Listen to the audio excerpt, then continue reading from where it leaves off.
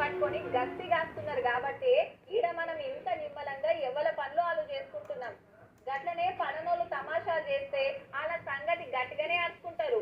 వాళ్ళ పోరాటం ఎట్లుంటదో మనం ఆడికి పోయి చూడలేం గాని వీళ్ళు గిట్ల చూపించిండ్రుల్లా.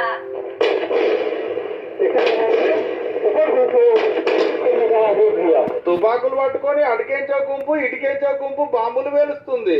మొత్తం పోగే దేశం గెట్టు కాడ యుద్ధం చేసినట్టే ఉన్నది కదా. కానీ వీళ్ళంతా ఎన్సీసీ స్టూడెంట్లు. వరంగల్ కాకతీయ యూనివర్సిటీలో ట్రైనింగ్ ఇచ్చేటి కాజం పెడితే 613 మంది వచ్చి గిట్లా టాలెంట్ చూపించారు.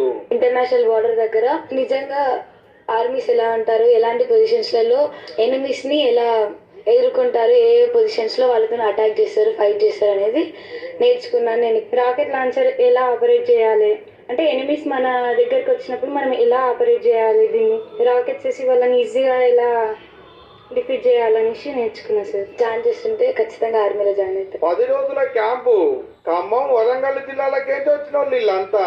అగ చూడుని అర్థం ఆర్మీ వాళ్ళ లెక్కన్నా ఎట్లున్నారో దేశం మీద యుద్ధం నడిచేటి వల్ల ఎట్టుంటదో బరాబర్ చూపెట్టిరు అన్నట్టు.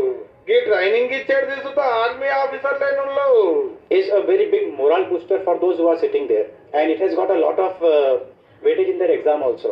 ఈ అన్ని రియల్ గన్ను లేనట. మళ్ళా మరింట్లో ఎంతమంది ఆర్మీలో షేక్ అవుతారో గానీ గెట్టు కాడికి పోక ముందే గన్నులు పట్టుకునే ఛాన్స్ దొరికింది. పోండ్రి